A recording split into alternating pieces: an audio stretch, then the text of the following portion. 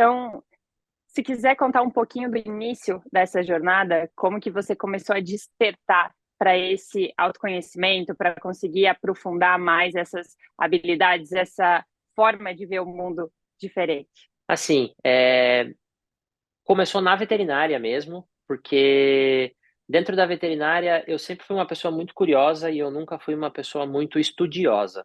Eu não gostava de sentar e estudar. Só que conforme o tempo foi passando e eu me formei, comecei a ver, escolhi a minha especialidade, que eu sou anestesiologista, e começando a fazer cursos de anestesiologia, eu comecei a ter admiração pelos professores e eu queria entender o porquê que eles estavam lá. A admiração não era só pelo conteúdo técnico. E eu comecei a perceber que dentro deles, cada um à sua maneira, independente de religião, de rotina, inclusive de áreas, todos eles tinham um ponto em comum. E esse ponto era o do autoconhecimento. Eles se desenvolviam, cada um à sua maneira, com suas crenças, com seus costumes, esse era o ponto em comum. E isso começou a me chamar a atenção e eu comecei a ler totalmente empírico, ia em livraria, pegava o livro que estava na prateleira por cima, de seja mais isso, seja mais aquilo, desenvolva a sua personalidade, e isso foi aguçando esse conhecimento, essa vontade, e eu fui percebendo que quanto mais essa jornada ia tomando forma, mais eu percebia que eu não sabia nada e que eu precisava buscar esse conhecimento em outros lugares. As pessoas também, conforme você vai desenvolvendo essa personalidade, você vai atraindo pessoas que gostam de conversar com você. Aí às vezes é uma conversa estilo conversa de bar, que você conversa e dá um pitaco aqui, um pitaco ali, o que que você acha, o que que você não acha. E isso tudo eu fui começando a entender que o principal do estudo era para isso. Não era só para acumular o conhecimento, mas era para resolver e responder questões realmente da vida. Algumas verdades que a vida não ensina em livros, mas que você vai desenvolvendo a sua personalidade. E foi aí que a vida foi me levando para esses caminhos de romper sociedade, mudar de cidade. Foi aonde, nesse caminho inteiro, eu fui estudando, lendo de maneira independente. Quando eu me tornei pai, virou. Todo mundo fala que quando nasce um filho, nasce um pai. Então, realmente, essa chave ela virou na minha cabeça e eu comecei a sentir um senso de responsabilidade muito maior em ser uma fonte de saber para minha filha. A Maria Amélia tem 2 anos e meio, né? E independente de política, de cultura, eu comecei a perceber que eu precisava ser uma fonte para que quando ela viesse até mim, não que eu doutrinasse ela, mas que eu pelo menos colocasse um contraponto para ela. Então, Uhum. eu precisava desse conhecimento. E quanto mais eu me conhecia, mais eu percebia que as minhas relações mudavam, ficavam mais maduras profissionalmente, a forma que eu lidava com os percalços da vida, com os problemas, com as adversidades, isso foi mudando, foi ressignificando. Então eu já não me incomodava mais. O fato de, eu preciso acordar cedo, já não era uma coisa mais que um problema. Começaram a virar não problemas.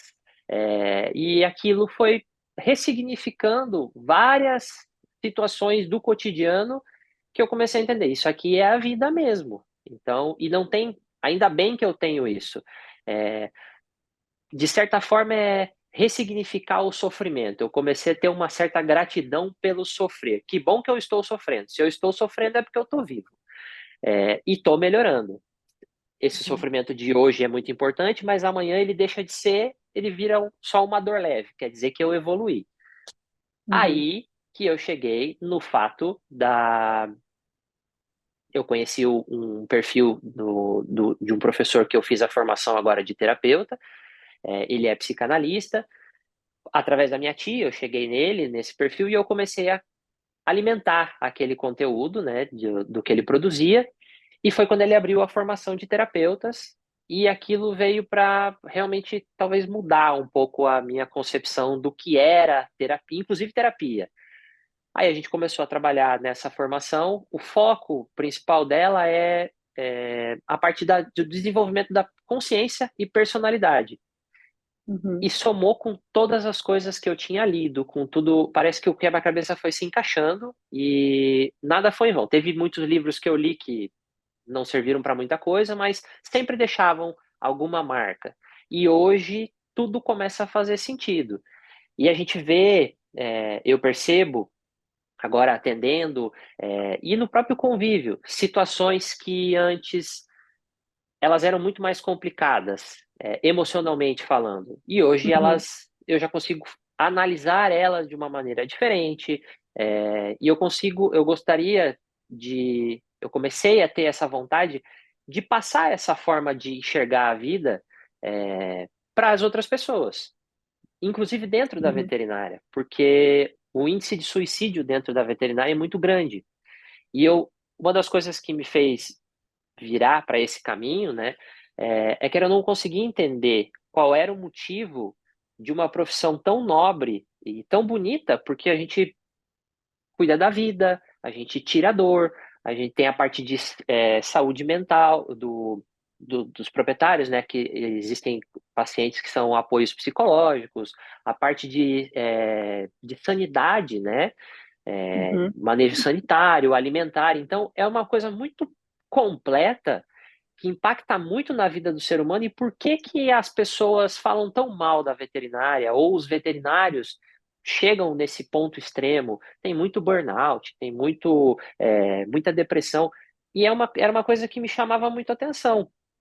E foi aí que eu comecei a perceber que o problema não era a profissão. O problema são as pessoas, a forma com que as pessoas vivem a vida, o Uhum. imediatismo, uma ficção na vida que elas consumo de tela, uma realidade paralela.